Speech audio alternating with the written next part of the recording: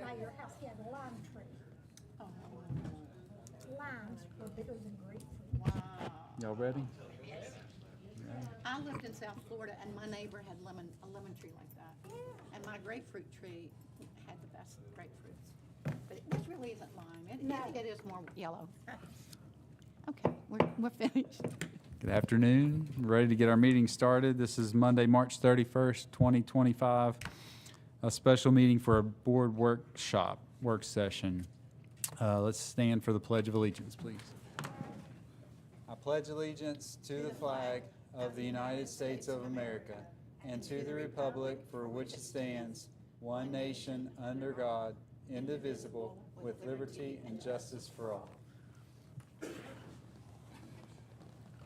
Okay, we'll get started with LSIC capital improvement requests from our schools. President Pauly, what we thought we would do this evening, it's really going to focus on our budgeting for this upcoming year. But we thought we would start, Mr. Boggs is going to do a presentation for us. But what we thought we would do is talk about the capital improvements that we have completed over the past year, most of those coming from the LSIC request the year prior. And so we thought we'd do an overview of those. We're going to take a look at the current LSIC request. We've tried to put a dollar amount for budgeting purposes on those, because somewhere along this spring, we're going to have to determine a budget for next year and where we need to prioritize the project. So, Mr. Boggs, if you're ready. Good evening, Board President, Board members, Superintendent, General Counsel. You've got in front of you a presentation for tonight regarding the board work session on several different items. I normally do want to stand in front of you and speak, but I am going to request it. Do you all care if I sit down to present this from down there today? Because I've got papers shuffling around, and it's really hard to work off my laptop standing up. So are you all okay with that? Absolutely. All right, thank you. So before I go ahead, and I'm just going to kind of give you a general overview, and then we'll really dig down into this. And there's a lot of paperwork, a lot of numbers that are going to be thrown out regarding estimates on different projects and stuff like that. So we're just going to kind of go like sheet by sheet and go through this. So first, if you look on the first page.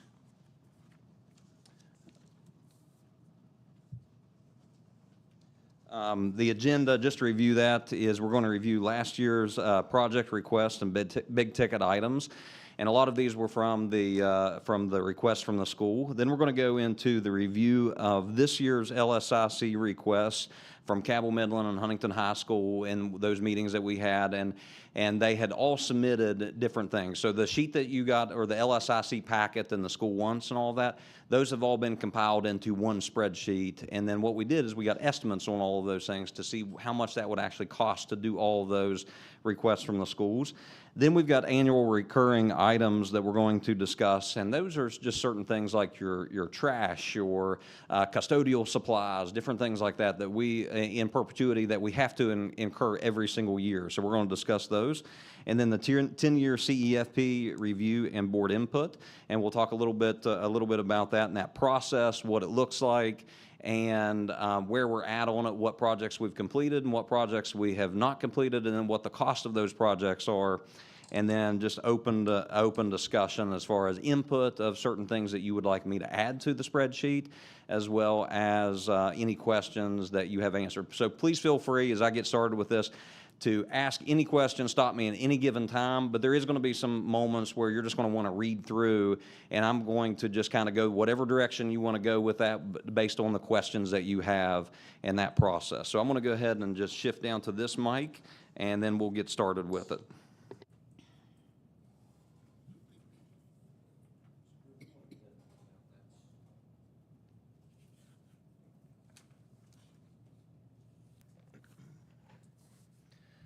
All right, so what Drew is actually handing out right now is the 2024-2025 requests from the schools, and I'll kind of explain that entire process.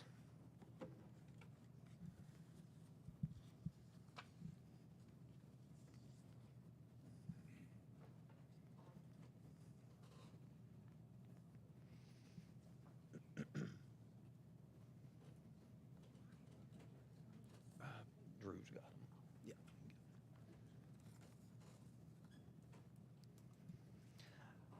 Okay, so you should be looking at this sheet right here. And these were last year requests. And they were actually brought in front of you last year from the schools based on the LSIC, different things going on around the district.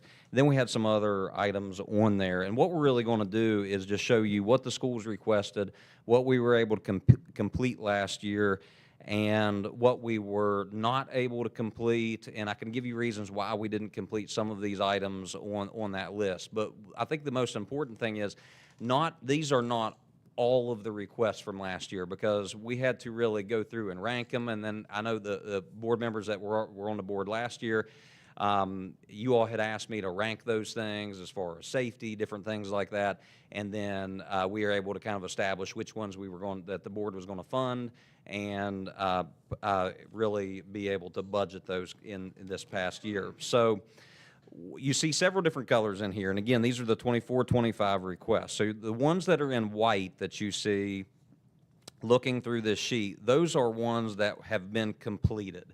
Now, this obviously isn't everything that we've done in the schools and our maintenance department, and as far as construction and different things like that, but this does have a lot of those items. If you see it in red, we did not complete that for one reason or another, and I will be able to speak to those. And then the ones in green that you see are things that we are planning on doing between now and the end of the year or this summer. So it's just sometimes we have to wait for weather to break, different things like that. And some of these things they're obviously very important, but our maintenance department, their day and week is guided by, we try to do preventative maintenance, but we also have things that break, and then whatever they're doing that's, like a soccer stand, drain, they're going to be pulled off of that if we have an issue at an individual school.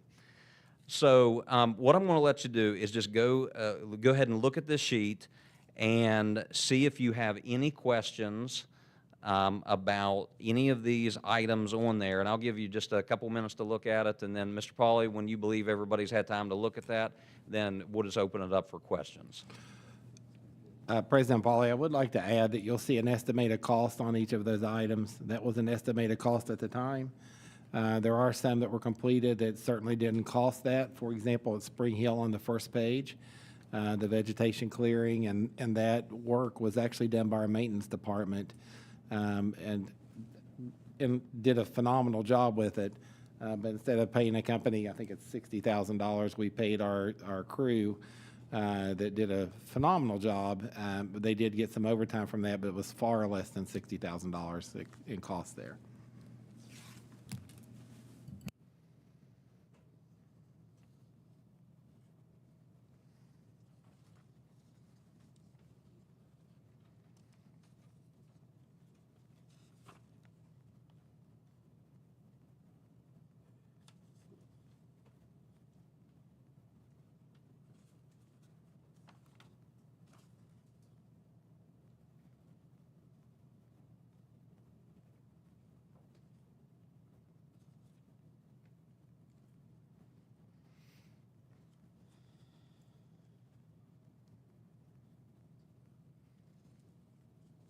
I do apologize if there were any errors in here. It could have been a keying error or anything like that, and I'll always go back and double check any of that. And I will tell you that from last year being my first year in the position, I've kind of figured out a different way to kind of categorize these things, and you'll see a big difference from how I did it last year to how I'm doing it for moving into next year to kind of streamline things. So I didn't spend a whole lot of time cleaning all of this up, since most of it had passed. And do we ask questions now? Absolutely, yeah. And so why for those projects that have been completed, why is it that the actual cost is not listed for some of them? And I have not went back and filled all of that in. Mm-hmm. Going into next year, I can assure you that we will do that. And I'll be more than happy to go back and be able to get any of those costs for you. But like Mr. Hardesty was saying, the vegetation clearing, that was $60,000 Mm-hmm. estimated, having company come into it. But our maintenance department did a phenomenal job on that. So you will see all of that going into next year.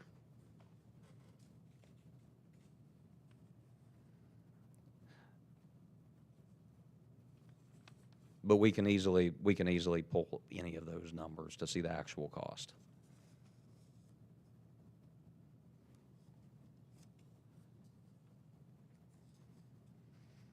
And one thing that we did to really save on some things, there were several fencing projects like Salt Rock Elementary, Culloden Elementary, and Milton Middle School. We were able to combine all of those and put one competitive bid out, and we did sealed bids on that to be able to save a lot of money as far as rather than doing just individual projects.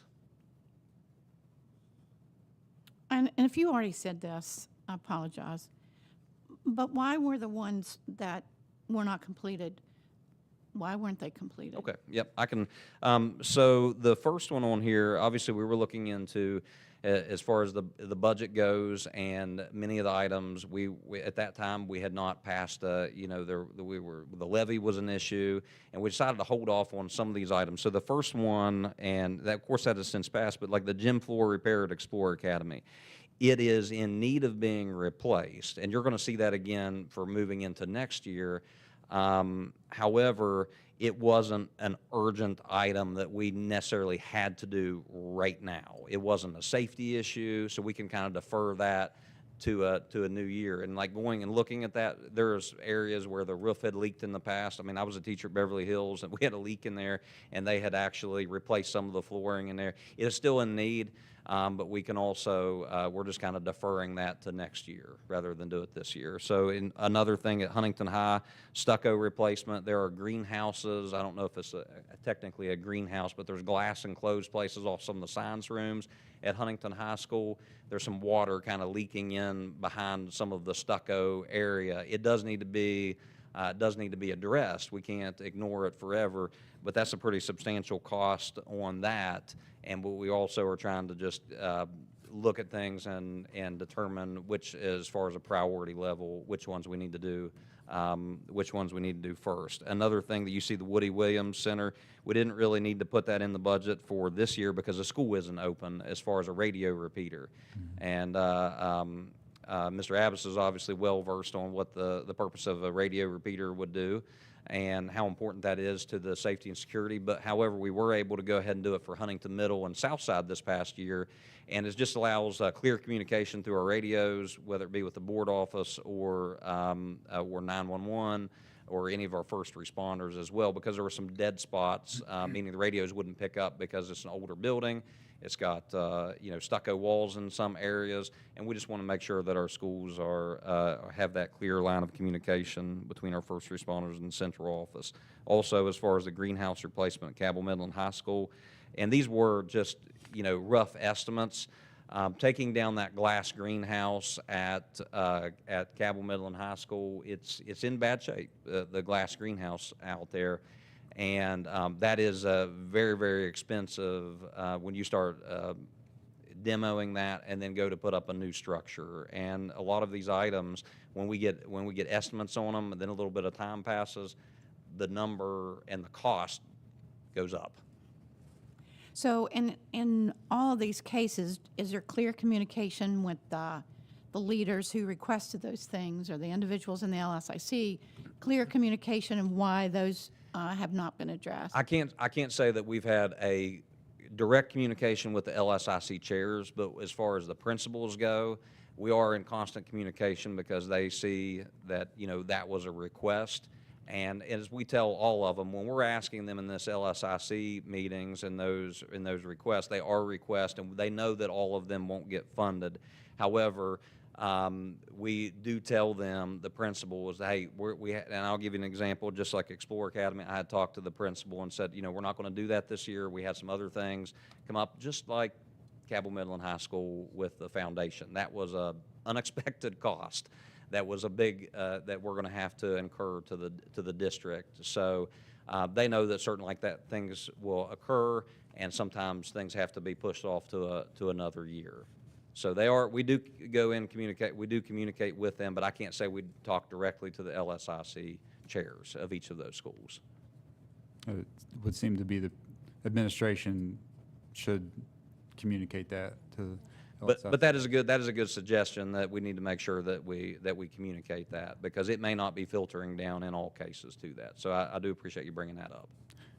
So it seems like of all the things that did not get completed, almost everyone was the lowest priority of these items, except for, you mentioned the Woody Williams Center, which is not open yet, and I think there was one for Meadows, which is not open yet. And so that's, I would imagine, why those things were deferred. But we actually, Mr. Jackson actually obtained some quotes on this, and we are, as far as the radios, as far as the repeaters, different things, you've obtained some quotes on those, and we are going to go ahead and do those, because we were able to kind of lock in the price of those things. It just won't be, there's no need to put in a radio repeater now and invest in that money if the school's not, there's no students in there. Yeah.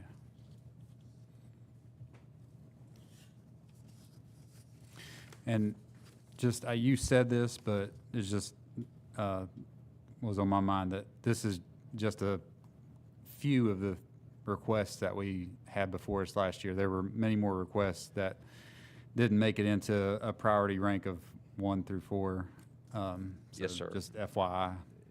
Yeah, there were a lot of requests. I don't remember the exact number of those requests, but what you're going to see moving into, and I apologize for this, I think moving into this year, I've got it all on one spreadsheet and a total on it, and what the estimated cost and what the actual cost will be. So when I present this next year, it will look a whole lot, more streamlined for that.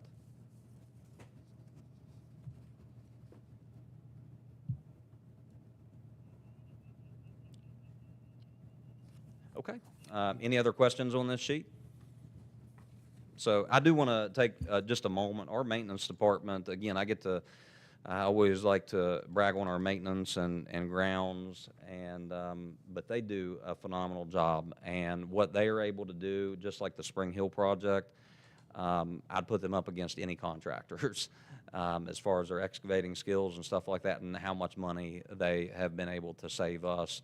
And if you get a chance to go look at Spring Hill, it looks beautiful, and the community is very, very excited about that, because it was an eyesore as far as the vines and everything, and balls going over the hill. Now they've got a nice, just kind of a hill over by the school, and for the community to enjoy that. So, all right, so I'm going to go on to the next page, and this is the current year's LSIC requester. If you don't care to pass that out for me, I'd appreciate it.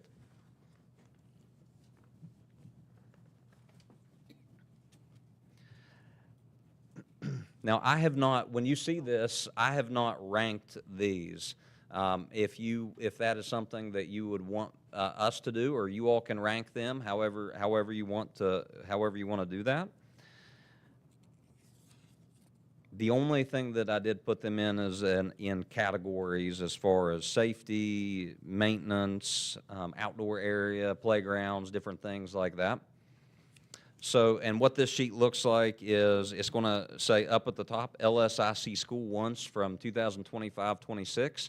So almost all of the things on this sheet have come from the LSIC books that was put in here. Now, I was getting quotes Mr. Webb had worked on a lot of the quotes for some of these.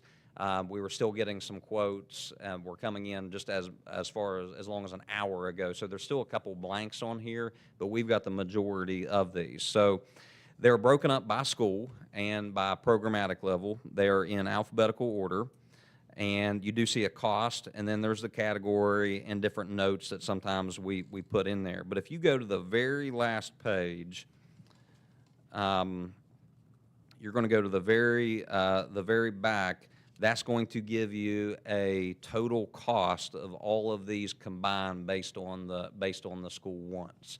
And that cost, minus a couple things that are not on there right now, estimated cost is over $16 million of requests from schools. And again, these are rough estimates. Sometimes, we always try to, when we're doing these estimates, we try to go in on the high side of this, and hopefully come in under that. But again, you have a lot of information on here to go down through here and look at. So I'm going to give you just a few minutes to review that. And if you have any questions or if something doesn't sound right to you, I'll be happy to go back and review that to make sure that we're giving you as accurate information as possible. So, board members, I would like to just share that as you're looking through these, know that he said earlier, we did not rank these at all. And we just thought we would present them to you as they were presented to us, divided by school. But there is one on here I want to just point out. It's at Cabell Midland High School. The auditorium lighting and sound system. We do have the auditorium lights working now. It is, for better word, a makeshift solution to get through the remainder of the school year, but it is not a long-term fix. And so that we're working on the proposal now to put out for bid, but we expect that to cost several $100,000. We just don't, that's a guesstimate that's on there. We just don't know what the total cost will be. And you'll see the same thing in Huntington High School because the schools were built very similar time frame. I think there's a year between them, and they're having the same issues, although they're not out yet at Huntington High School. We know what's going to happen when they do. So, I think this would be valuable information for all the staff of Cabell County Schools to see. I agree. And I think what we would find, I don't think they understand the cost associated with most of them, but most of the staff understand what their school wants are. And it's not, they're not all needs. A lot of them are, though. And I don't know if that makes any sense, but a lot of these are needs because, for example, the auditorium at our high schools, those are classrooms, and we have to be able to utilize those as such. So those are certainly needs. Where some things on here are wants that would make the school a better place, those are things that we get requests for, and we try to put them on here as well. So.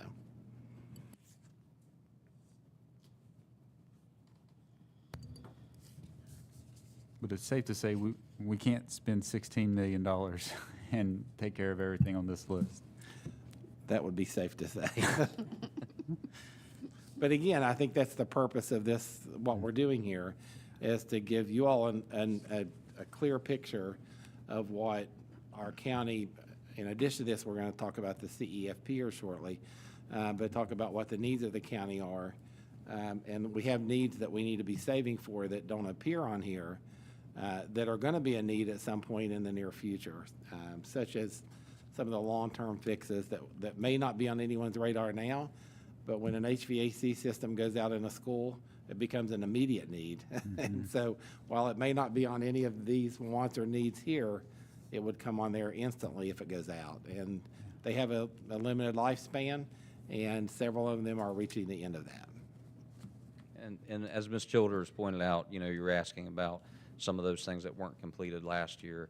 That was a big curveball for all of us at Cabell Midland High School. We had no idea something like that was going to happen, and that's a significant cost that's coming to us. I do want to point out a couple things like that you see on here, and you see a couple blanks. Explore Academy on the second page, additional parking spaces. Obviously, with enough money and engineering, you can do anything.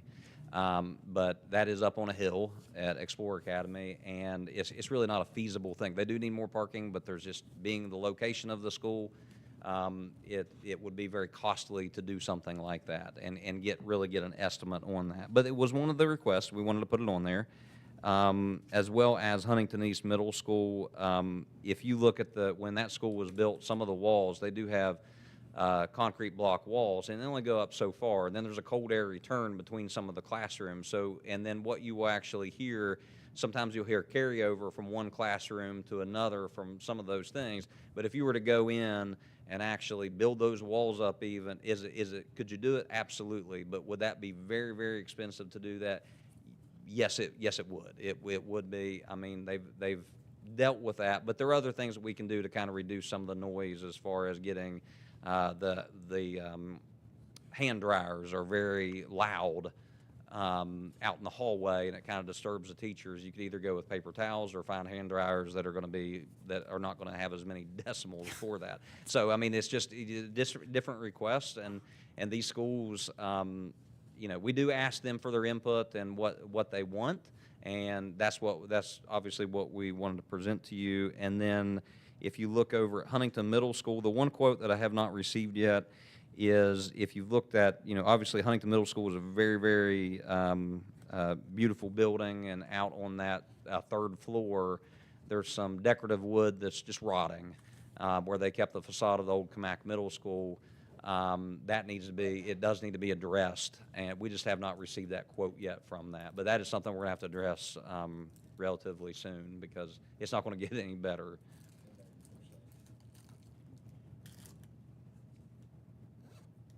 And it says, like Huntington Middle School, they need a flagpole. They got one up on top of the building, but there's trees kind of in the way.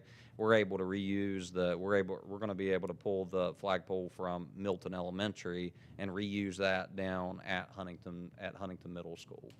Just like these buildings that we've disposed of here recently, we go in and we take out the water fountains, that they can be reused, and anything, cameras, Jason's crew was pulling the cameras out, different things like that. Whatever we can do to be able to save money. The furniture is up at the bus garage, that is available for the principals to come in and say, I need, 10 new desks or 10 used desks that are in better shape than what I have. We encourage the principals to be able to reuse some of the furniture that we have, but then some of it's just in not good shape, and we can't even utilize that, and we have to auction it off. What we would like for the board to do, if you all would be willing, is if you go through these and analyze these, and I'm sure you hear from our employees as well and the LSSEs. And I know we've heard from them once in our meetings. But I would just encourage you to think about how to prioritize those. So as Mr. Rotkin's working on our budget for next year, we can include those that we can include and that we feel are the highest priorities out of that list. And so we can make sure that we communicate appropriately with the schools as well. So I appreciate it. I think as we looked at this list previously, from last year, obviously safety has a high priority. If it's a true safety issue, I mean, sometimes we can call something safety, but it's not necessarily safety. And then which of these things have the most direct impact on students was kind of up there as well, near safety. So just an idea of how we could, whittle this down to things that we can actually accomplish. So. Anything that I can clarify, or do you have any questions about anything that I may need to expand on? Has any of this already been done, or is These in the are works? all of these. None of the items on this sheet have been completed. So I was thinking that Village, it says man trap glass in office. I thought she said they were getting that already, but They are, so she did speak about that. They came in and measured to get the estimate for. oh, that's what that. So, yeah. Gotcha. So that was for the estimate. And a lot of the principals, they're coming out and sometimes they'll say, oh, I didn't know I was getting that. So we're getting estimates right now to see what that would be. I think we went through that last year too. Yes. People thought they were getting it just because there was an estimate involved. And I'm glad Ms. Childers and Mr. Prawley both brought that up. I think we're having a principals meeting here in a couple weeks. I think I need to make sure that I clarify that with the principals, say, even though that they were out there, because I got 2 or 3 phone calls today, and I just need to say that, I was presenting about this tonight, and you may have got some folks coming out there. It doesn't mean that it's going to occur, but, we just have to do our due diligence and try to narrow these things down and get costs associated with that. So I know Drew's kind of taking notes for me, so to make sure I don't overlook any of those items. So President Polly, I think what we need to do is have Mr. Rotkin give us an idea of when we need to come back as a group with some ideas on how to prioritize these for his budget timeline. Is there a Typically, our next board work session would be the first Monday, or the Monday before the first meeting in May. Is that still, would that still be an appropriate time frame? So, based on our current timelines, that meeting is really when we would be looking at presenting the Right. draft of the budget. And so, That's what I was getting at. We need to probably To meet again. either do this on a regular board meeting night, such as the 15th, or we could have another special meeting later this month to do that. And we could carve out a spot for it on the 15th agenda, regular agenda, if you'd like to. I guess it really depends on what else is on that agenda. I mean, this probably is going to be I mean, I remember last year, and maybe this wasn't the meeting that we had a very long meeting, but I think it was on around. a couple years ago particularly, I Yeah. think we had some very lengthy discussions. So this- about this what- could be a what was very- gonna be in. Right. Okay. And our personnel issues will not be on until the following week. We're having a special meeting. So that meeting would be absent of those. And so we could try to limit what hits that meeting if you would like to do it on a regular one, or we could look at that Monday prior to that, which would be the 14th, I believe.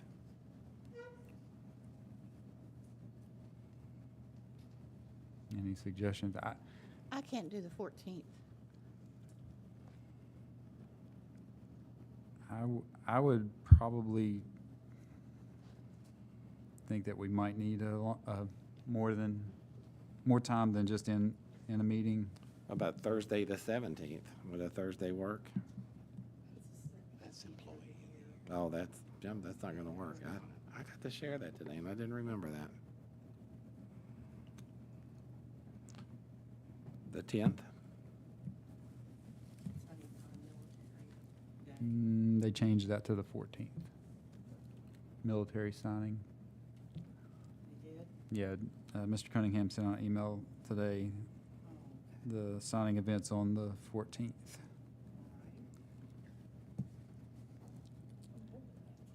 I would like to as well.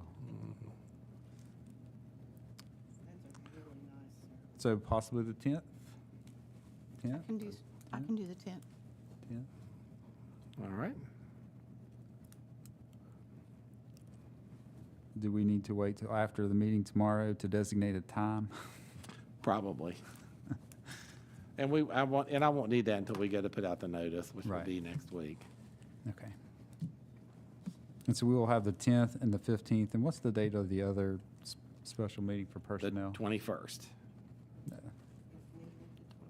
Correct. If needed, we could go just resume the next day. Is there any suggestions that you have that I could present this information in another way that would be helpful? Or do you just want us to bring the current information that we have? I don't want to say, here's what I think. I mean, but however, is there any suggestions? Can you email this document to us? Absolutely. Yeah, what I will do, I will send you the entire presentation where you have access to all of my spreadsheets as far as budgeting and different things like that. You'll have access to all of it. I think And I'll another do that. key thing for all of you to know is as you go through this, if you have questions, just call. Feel free to call us, call the principals, school, but we'll be glad to answer any of those that you have. Or maybe we could ask the LSIC or the principal LSIC. to prioritize their request.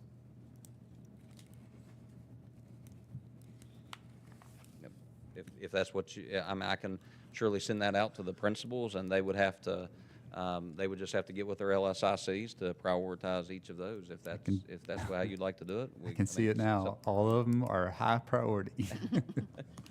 Well, that might be something that would be good to do, Mr. Boggs, is get that, and once you get that list, forward it to the board members. Just do that in an email tomorrow, and once we get it, we'll forward that to you all. I mean, you can not tell them to put whether it's high priority or not. Tell them to Just put rank 1, 'em. 2, 3, or 4. Sure. Just rank them in order. Number 1 being the most important. Yeah, we can absolutely do that. All right, any other questions on this sheet?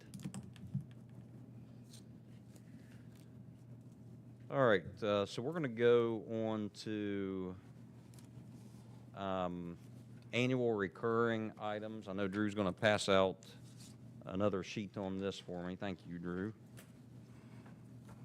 This is just a one-page document. I hope you brought your glasses with you because it's kind of small print. My apologies.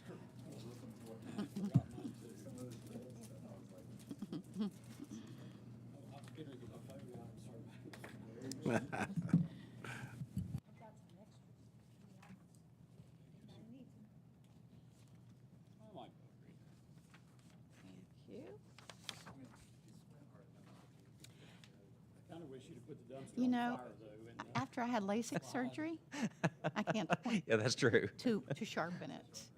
Yeah, it was really weird how that happened. All right, so this sheet is just the items as far as budgeting related to the print shop, buildings and grounds, operations support, and it may not be everything, but it is a comprehensive list. You know, where I sit down with Drew, I sit down with Tonette, who does a phenomenal job down on that end of the building, one of the secretaries, and there's just a lot of things that we have to incur every single year just to have school. And so what you're looking at in the very, very small print is you're going to see, you know, how much our lease is on an annual basis for the print shop. You know, we've got our lease, but then we've got overages, and that kind of encompasses all of that. Salt removal at the Woody Williams Center, all the way down to our trash, and you see general supply. You're going to see a large number of that, like $650,000. That is all of our custodial supplies, toilet paper, paper towels, soap, cleaning equipment, different things like that. We also have to maintain all of that equipment, which general supply actually helps us out with that. And our scrubbers, different things like that. You've got custodial overtime of all these items that they do, these extra items that they do. So salt, you know, we spend about $15,000 a year just on salt to do our parking lots and around the district. But the good news is we have a salt crew. We can have school when other districts can't because of that. So I want to let you just go through and look at this, and if you have any questions, I'll be happy to answer any of these for you.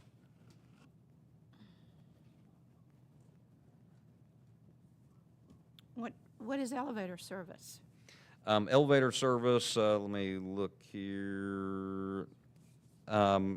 We actually have the elevator inspections, but then we also, the elevator service, as far as they have to, if something breaks, we've got money allocated to be able to go around and fix it, because elevators do break, and then you have to have them. You also, there's another line item on there on the inspections that you have to pay for. So, and if an elevator goes down, we have to fix it immediately, especially in, you know, like Cabell, Midland, or Huntington High, any of those schools. You just have to call and have them come out. So we have to set aside money for that. So that's just an average of what you spend. It is, yeah. That's kind of what we built a line item budget for that, to do that. And you know, these are, again, they're estimates. Sometimes we have to do another PO to up it, and in other years we come in, you know, 50% under what, you know, salt a couple years ago. We didn't hardly spend anything on salt, and we went through that 3 times over this past year. Yeah, I think this is a good document to just put things into perspective. And when you think about the size of our school district, and I mean, $183,000 for trash. You just look at those numbers and man. But it takes money to run a school system. The mulch, I mean, we put those, I mean, the mulch and the salt, all those things go out for bid.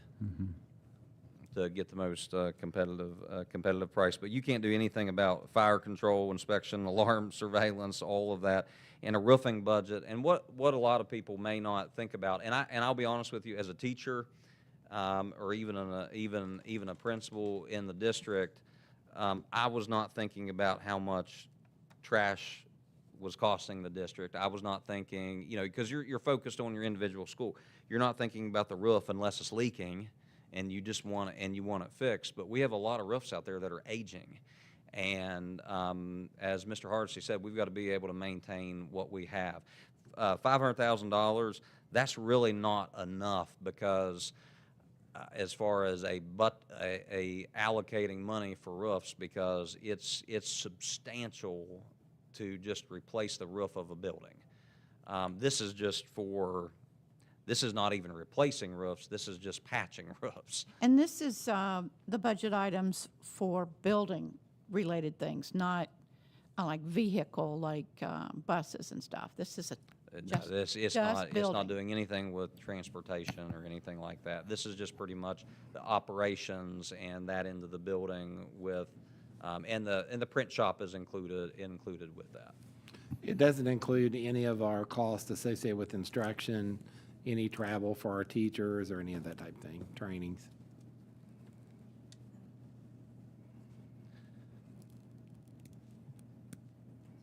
One of the things that this might be a good place to interject this, we had a conversation, a board meeting or two ago about solar. And I have some numbers on that, on what that would look like. And looking at our buildings, they recommended a ground solar installation, just due to the ease of maintenance. Roof becomes another issue when you have an issue with the roof, removing it, putting it back, because these we would own. And then with that, who would actually, we have to pay to have it removed and replaced. Panels come with a 25-year warranty, 10 years on the inverter. But for Davis Creek and Milton, which are two places if we were to want to try them somewhere to see how they work, both of those have plenty of space for that. Meadows will have space for that. The cost of solar system there on the ground would be for Davis Creek and Milton, $806,400. And Meadows, together. Meadows would be an additional $181,200. We would receive currently, don't know how long that would last, but we would receive currently a 34% tax credit with that, or the government credit for that. And we would be able to get some tax exempt financing. So the cost of, instead of 800, we would get an additional, or a total of 274 off of the 806. With the cost of financing and the payments of that and the energy savings, they're estimating it would take us 15.2 years to break even on the cost of solar panels. I know, well, my understanding is Wayne County has gone all in on solar Yeah. They do panels. And are they doing a purchase agreement like that, or are they doing rent, the other kind of? It's my understanding they're doing the purchase as well. But again, I don't have that paperwork, and that was just a discussion. I looked at Drew to see if he had it, and he doesn't either. There's also a bill in front of the legislature right now that puts a lot of stipulation on how school boards are allowed to enter into a solar agreement as well. And that's in the West Virginia legislature currently. I think it's going to cap it at 5 years, if I'm not mistaken, instead of entering into a multi-year contract with someone. So, but the break-even point is the 15.2 years.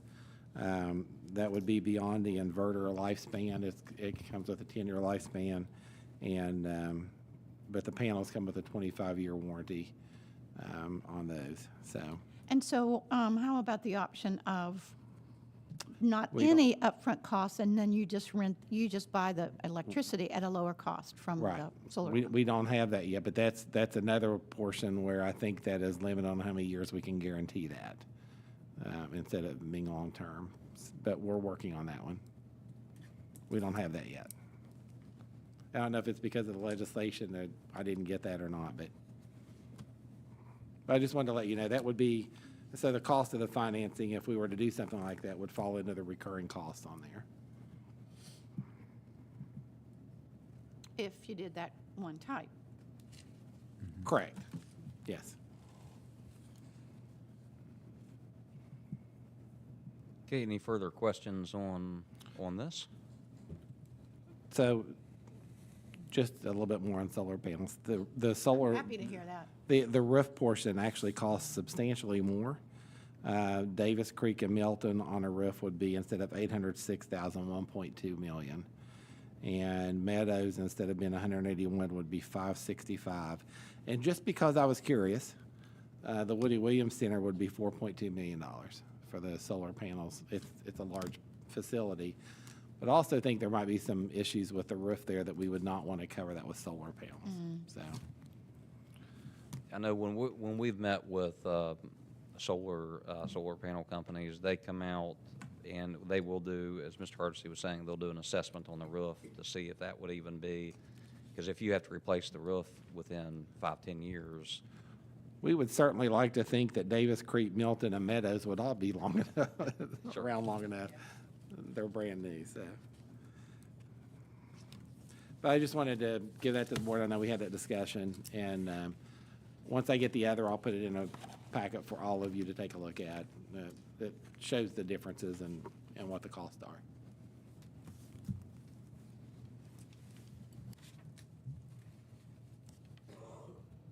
All right. So just to kind of summarize everything, that's just to kind of give you an idea of the budget impact that has, is just to have school. It costs, from the maintenance perspective, it is a significant number, even looking at those annual costs. So I'm going to go into the last item on the agenda. Drew's going to pass this out to you as well, and I apologize for running Drew up there so many times and throwing so much paperwork at you today.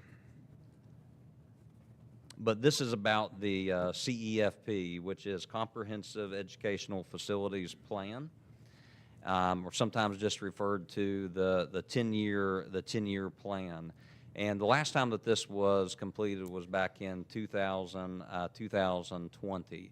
And this is a requirement through West Virginia Board of Education Policy 6200, planning of school facilities.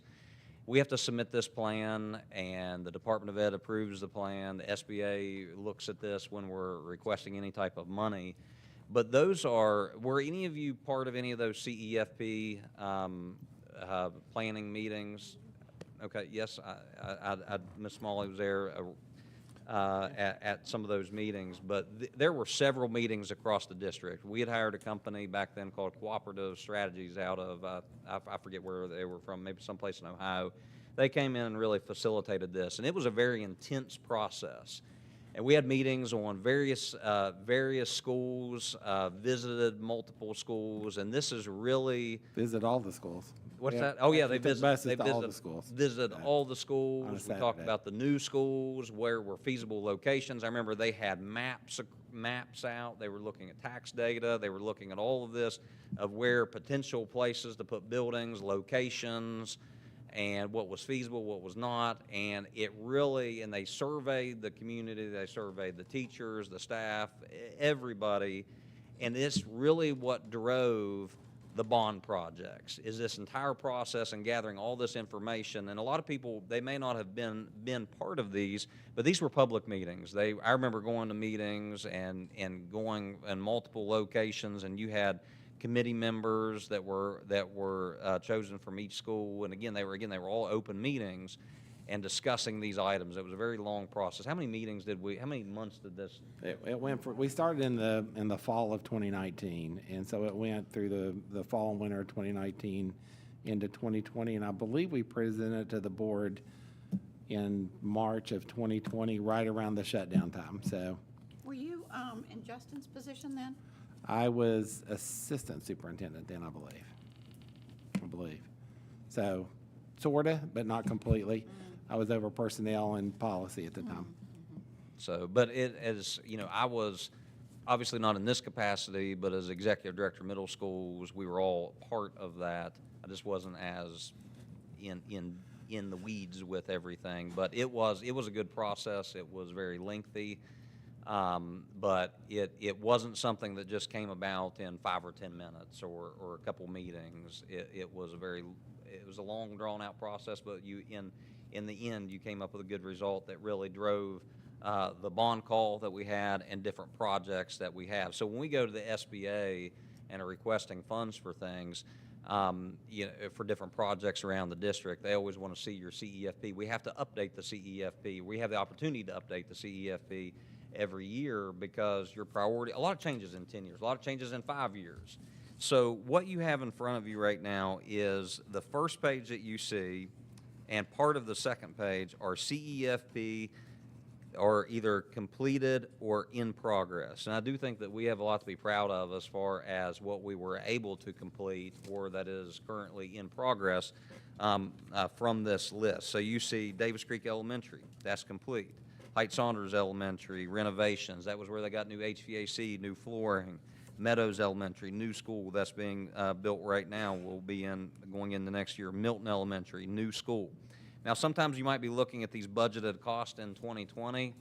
The cost of these things, obviously, when we did the estimates on these things, this was pre-COVID, and then we had the bond call, and then COVID, then inflation, and it obviously goes up substantially. You imagine how much things go up in 10 years or in 5 years with inflation and everything.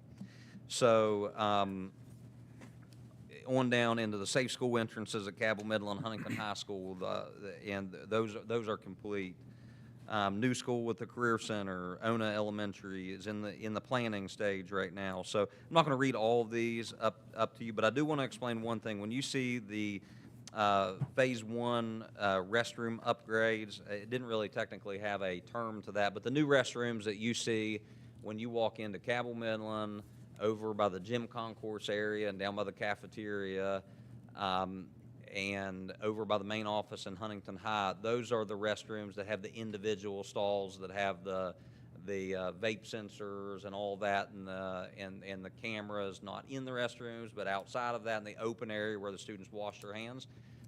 We've had a really, really good reception from that. It's really cut down on a lot of the restroom behaviors at the high school level. We're going to call that Phase 1 because we were able to upgrade those. But what you're going to see on the next page is the schools would really like to have, the high schools really like to have the other restrooms that they have in their building renovated as well. So that was what we're kind of calling Phase 2. But we had to do updates on the, go ahead. Oh, it's okay. I was just going to share with the board, there have been several board members from other counties and superintendents from other counties that have come to look at those restrooms because they would be here for wrestling or basketball or whatever it might be, and look at them and want to take that concept back to their schools. And so we've had quite a few visits there at those two schools, at both of them, and questions about it. It has, I don't want to say, there's been very little vandalism. Very little, If yes. I don't know of any actually in those renovations. So the first page are the ones that are either completed or in progress, and then what you're going to see on the second page are all of the CEFP projects that are not started, and they're actually in rank order. So the first one that you see there is in current priority high. You see Huntington High School Emergency Access Road, then Salt Rock Elementary HVAC replacement, which was one of the items that we actually took in front of the SBA this a few months ago, is to get that replaced. We did not receive that grant. And then if you look, now remember, these are 2020 numbers for some of these things because they were in the original CEFP, but we updated the CEFP for those board members that were on the board last year. If you look at the Huntington High School HVAC replacement and Cabell Midland HVAC replacement, remember, these are 2020 numbers. That is $11.5 million in 2020. I don't know what that would be right now, but it would be, I'm confident to say it would be a lot more now. I don't even want to throw a number out there, but it's expensive. We don't want to throw one out. We'll get an estimate when we need to. But these were 2020 estimates. And then the auditorium upgrades, that would be from top to bottom. That would be sound, lighting, seats, curtain, stage, everything. And I know we had talked a little bit earlier about the lights not working. Obviously, we have a temporary fix, but then we're getting a quote for lights and sound system that we're just waiting to get. We do have a range on there right now that I was able, because I just got it today. And then you get into HVAC, which, looking at these schools, going into the second page, you've got moderate things, HVAC replacement at Spring Hill Elementary, and then Huntington East green space that we've kind of talked about before multiple times. That little area over the hill. It's not. I will tell you, that is not a very big area, and it's kind of down in a ravine. I mean, some soil can be brought in there, but it's still not a very big area. I don't think so. So I'm going to just allow you to take some time to review this, and what I'm going to ask is, keep in mind as you're looking at this, is there something that you want to rank? Because obviously some of the things, even from one year to the next, if you'd like to move something from a high level down to a low or moderate level, or if you want to move something from a low or moderate level up to high, that's really up to you all to decide how you want to do that. So I'll give you some time to look at that and see if you have any suggestions on if you would like to move any of these. So I know you're all reading, but I do want to take a moment and thank our voters, because if you look at that first and the top of the second page, that is a huge amount of projects that have been completed or are nearing completion, to the tune of, I haven't added that up, but it's got to be approaching $100 million. And our voters, the committee that put that whole plan together, the foresight to see that some changes may need to take place, and the time that they put in to develop that 10-year plan, and then the voters that approved the bond call. We appreciate that. Without our voters and our taxpayers of Cabell County, we wouldn't be where we're at today, and so we certainly appreciate that.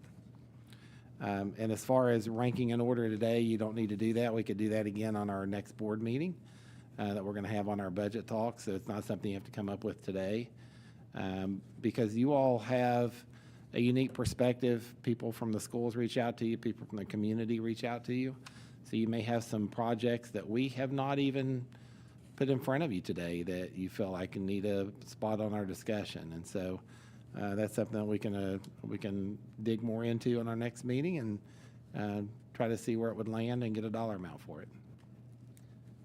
One question that you may have when you see deferred upgrades, that is basically saying that nothing is really needed right now, but as down the road, you anticipate, obviously, HVAC has a lifespan, and those are items that may need to be addressed down the road. We're just not ready to address them right now. That means they're in good shape for now, but things can change very, very quickly, as we saw with Cabell Middle and High School this past year.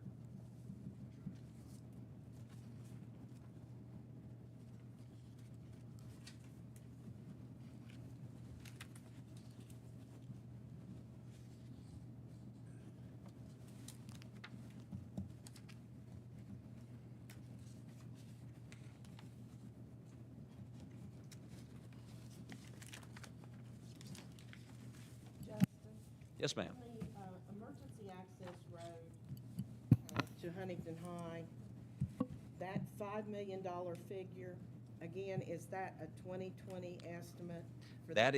That's a good question. That is not a 2020 estimate, because we really didn't start talking about that until last year. Right. So that is a more accurate Okay. number. That's a good question. As well as Salt Rock Elementary, that is a more recent number. But the HVAC replacement at Huntington High and Cabell Middle, and that's a 2020 number. Auditorium upgrades, 2020 number, and everything else is, most everything else is probably going to be a 2020 number.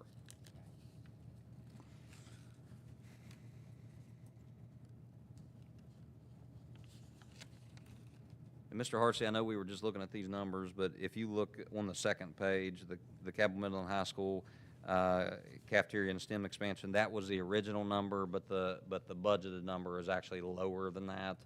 And I believe that that's we don't know yet. We don't know yet. But it's not that much. Well, personally, I have no idea how I would prioritize those because I've been in very few of these buildings, and when I'm there, I'm looking at literature fair projects or kids walking across the stage. I don't have any idea where we need to prioritize our money. And I think it's unreasonable to think that we could prioritize them. I don't have anybody contacting me saying Central City needs a new HVAC. Well, I'm wondering about that. No, I understand, and I'll be happy anytime a board member or board members would like to go visit any of these buildings, or you'd like some additional information. I mean, we've got great HVAC technicians here in the district that most districts don't have that can do this stuff. They know they're assigned particular buildings. They can give us all the information of that. But there's a point where we're spending a lot of money fixing, and we're having to call in people above and beyond what our folks can do, which is very little. We want to be able to service these schools. Now, you may not hear anything about HVAC today, but if it quits working, you will hear about it. One of the things we're trying to do in order to help you all prioritize these is, you may not remember, but a couple meetings ago, you approved a contract with a company to actually analyze our older HVAC units. So they're going to be able to tell us when they were put in place, the condition, the expected lifespan, and the approximate replacement cost if we were to do something with them. And so that's the purpose of this. They just have not finished yet, but they're working on that now. And I think Mr. Boggs has been working with a company for the same thing for roofing issues to get an idea of what the most critical needs are, because we're in the same boat. For us to walk in a building, you can tell when it's not working, but to know the approximate lifespan without a specialist telling us that, it's kind of hard for us to understand. And so we're trying to get that information for you. Good. I think it's just some of the things that stick out to me that I have encountered lately are the auditorium upgrades. That I think this number is probably significantly under what it's going to cost to bring both of our high school auditoriums up to par with where they should be, because there's so much that happens in those auditoriums, learning, arts, music, all kinds of things that happen there. So, I mean, things like that, in my mind, are a higher priority as far as how they impact students. Now, obviously, if the HVAC system is out, that's impacting everybody, and we have to deal with that. But I just like to try to look for things that impact our students and their learning and their opportunities that they have. When you're talking about the auditoriums, at those high schools, the auditoriums are used by I mean, we've got you've got Yes. people, churches that use it on Sundays. You've got award ceremonies, all county choir, band. There is something. Those high schools are Stage Theater alive Company. all year long, and they're using these. Our elementary schools, our middle schools use them. But with what you just mentioned there on the HVAC issues, something like that, or something that would take a roof off, I know some of that would be under some warranty depending on, how our insurance would work. But that's one of the reasons we have to carry a fund balance in order to address those things when they happen, because those are just unforeseen when they go out that way.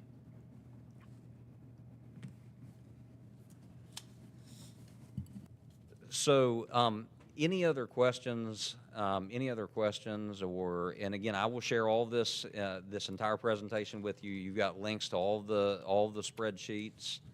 And then, oh. I'm sorry, Mr. Hartstein. Okay.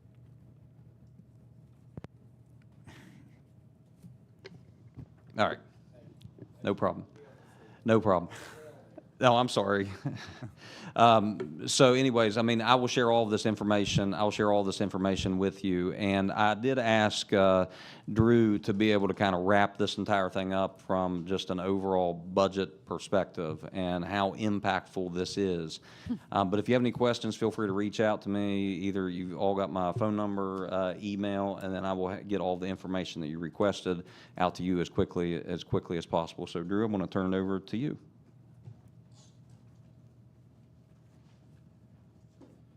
Thank you, Mr. Boggs. I'm just kind of wrapping things up and just kind of put a couple high-level things into perspective. You certainly, if you have any other questions while I'm here, I'll try to answer them. But, you know, just looking at what you were just given by Mr. Boggs, like he said from the beginning, there's a lot of numbers. It is an overwhelming list of projects when you combine the two. And that's kind of the message that I would like to drive home to you all, is that is a very overwhelming list of projects. You know, we have about 30 properties across the district, you know, not just including our schools, but, you know, our central office, the bus garages that we have. You know, there are needs all across the district. And so we have to be always thinking down the road, not just about this year's budget, or, you know, how are we going to work on, how are we going to squeeze a few more dimes into next year's budget. You know, we have to be thinking about long-term planning. And that's why when Justin did his presentation, you know, there's really two parts to it. One was the projects that are being requested or proposed for next year that, you know, the schools want. And I don't mean that lightly, but I'm saying projects that they've identified that are important to them. I don't think that any of those projects that they listed are the same projects that are on the CEFP. I'd have to double check that, but I don't think that there was a whole lot of overlap there.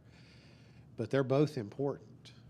And that's why I'm saying, not in any way a slight on our schools, that they have proposed the projects. They're asking your support for the projects that are very important to them.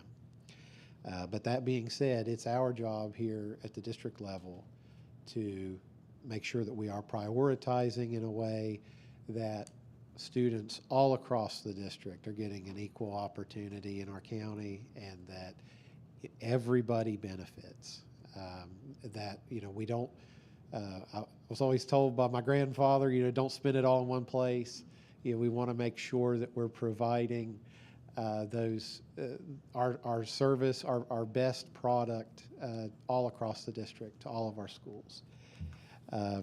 When I looked at our list, just trying to think about a few things to talk to you guys about, in this year's budget, the year that we're already in, so the budget that we adopted last spring, about $3 million of this year's budget was tied up in these types of projects. And the budget that we have in place this year, the budget we came in with, it's not a sustainable budget. It was one where we were spending more than we're bringing in. Next year is likely going to be even more difficult. It could be significantly more difficult if, depending on what kind of decisions we make over the next couple of months, that would have a big impact on what kind of financial shape we would be in next year.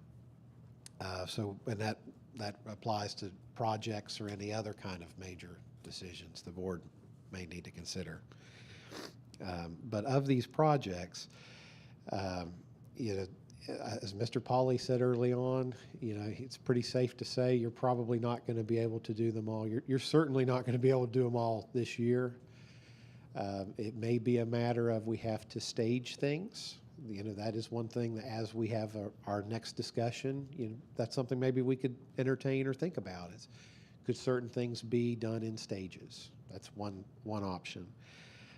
Another thing would be that we need to be thinking about some of these CEFP projects in particular. While a lot of counties don't accomplish every single item on their CEFP, Cabell County on the last round did, with actually about 2 years to spare, I think, which is really, really amazing. That's not something you see in very many counties. So there's kind of a high level of excellence and a high level of expectations in this county. And we're going to try to do everything that we can to maintain that level. But some of these projects, because they are such large dollar amounts, you have to be a little strategic in that we may have to be trying to put money back every year to try to save money for those future projects. They mentioned the HVAC projects at both high schools that combined could be easily north of 20 million. We said we didn't want to throw out a number. I think those were your 2020 numbers, was north of 20 million.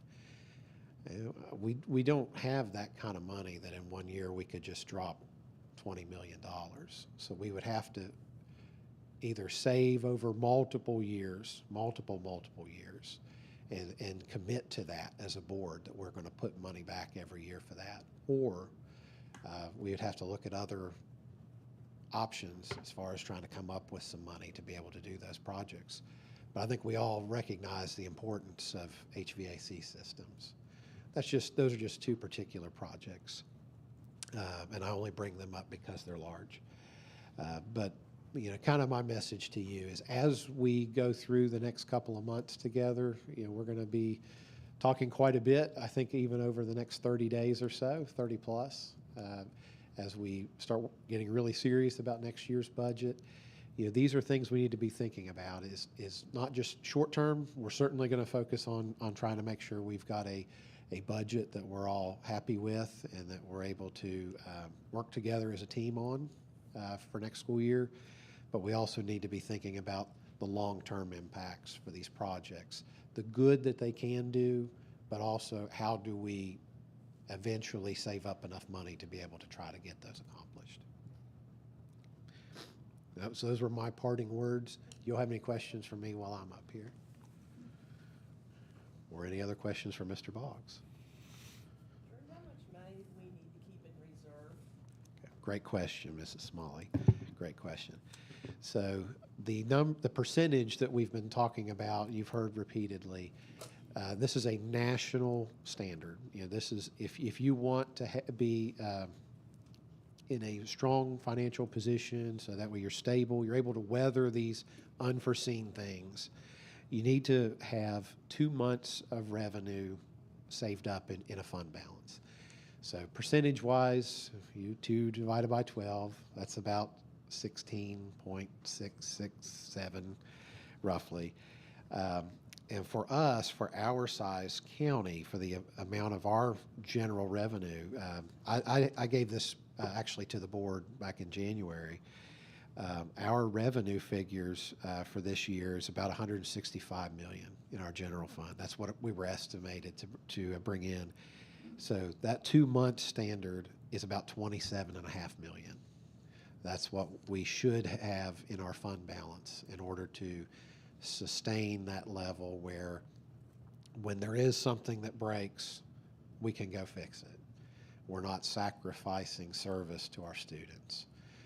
When you drop below that and you have something that's unforeseen, that's where you struggle to be able to maintain your high quality level of service. You're sacrificing service because you don't have the money. So being able to maintain that level, that is definitely something that I would advise the board to do for the long-term success for Cabell County.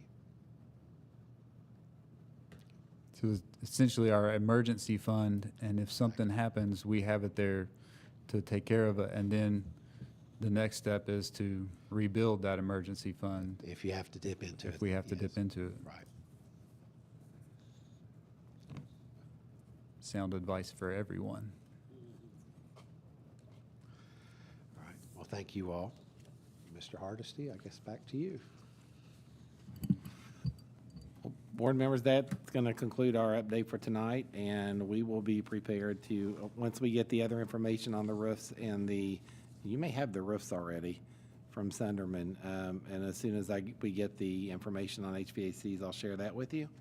And so hopefully we can dig into it quite a bit further and give Drew some of the projects that he needs to get into the budget for next year. So I thank you all very much. Okay, I don't believe we have any delegations to speak. And so then we would just move on to any board member comments at this time. Yes. So I've brought this up a number of times, and I want to review it now, and that is changing the start time for our secondary schools, the time that school starts in the morning. When I originally brought this up, it was because a teacher brought it to my attention. That would be Courtney Arnold, an art teacher at Southside Elementary. And she shared with me research. She shared with me links to several articles that I read that really did put an exclamation point on it for me. And the first person that I spoke to about it, I spoke to the board, and that was in either August or September. And Tim said, "Okay, we'll have a committee." Kelly Watts organized a committee, and I think even before we spoke, before we met, I spoke with Mr. Gleason at the bus rodeo. Is that what it's called, the bus rodeo? Yes, yes, that was fun. And so I approached him with it, and he immediately told me that these bus drivers are on contracts. And so I thought, you know what, this isn't going to happen this year. It's not going to happen this year, even though I am a person who I want things to happen yesterday when I think of them. I'm unreasonable in my expectations. So we met with the committee, and I shared the research about the circadian rhythm of teenagers and how melatonin is released later in children of that age, and so it's harder for them to fall asleep. And then with the very early start time of schools and the early bus times, they're not getting sufficient sleep. That's just a given. They are not getting sufficient sleep. And then that is not just a problem with children coming in with droopy eyes. That is not just the problem. They are sleeping through their first and second period classes, but that's not even just the problem. The problem is when you don't have sufficient sleep, you are not addressing a biological need that is critical. A lot of people will say, oh, well, I'll sleep when I'm dead. The reality is that may cause you to die early if you're not getting sufficient sleep. And for teenagers and for that age group, there is a lot of brain development that occurs during periods of sleep that they're not, those periods of sleep they are not having. So they are not having proper brain development. Emotional regulation happens during that time. So many things happen while we're sleeping. I was reminded of that on a podcast that I listened to today. This orthopedic surgeon who's making the rounds talking about the importance of exercise and the importance of sleep. And she makes sure, she and her husband both make sure they get 8 hours of sleep a night. She's a 50-some-year-old woman. Teenagers need between 8 and 10 hours of sleep.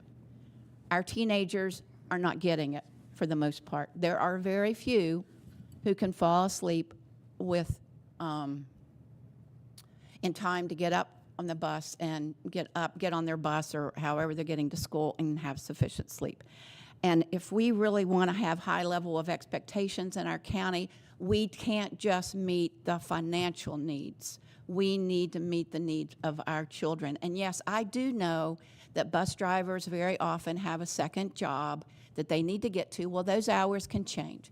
And I do know we have practice in the after-school hours, and that can be addressed.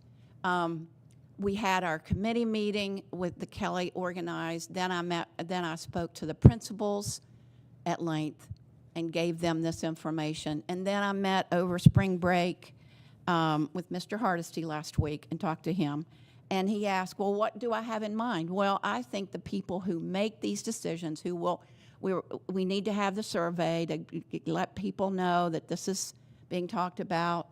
But I think the people who make that decision, who would be involved in all the intricacies with that, need to be involved in determining how this could happen.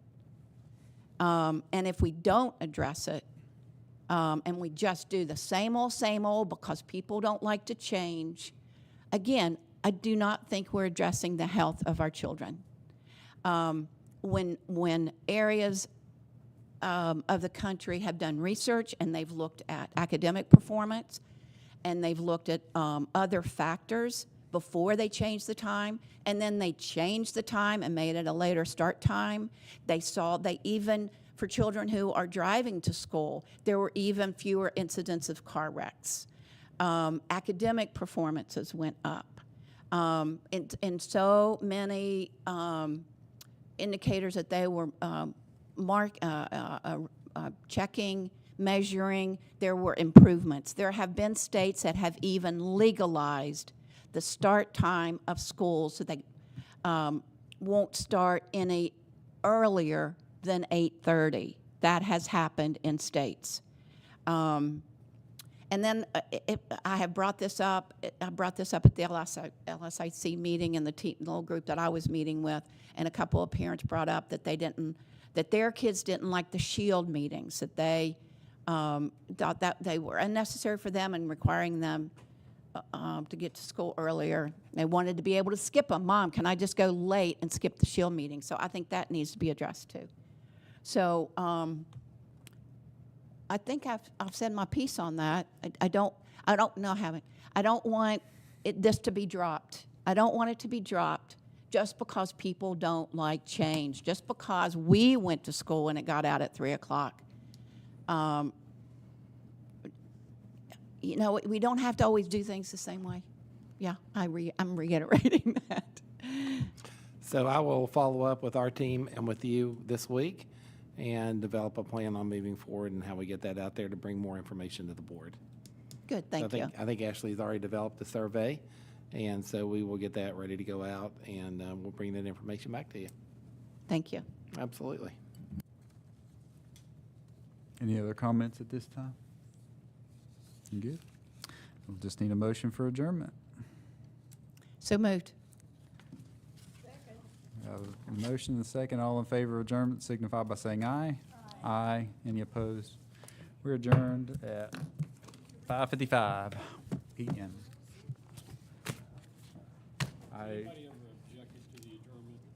Not that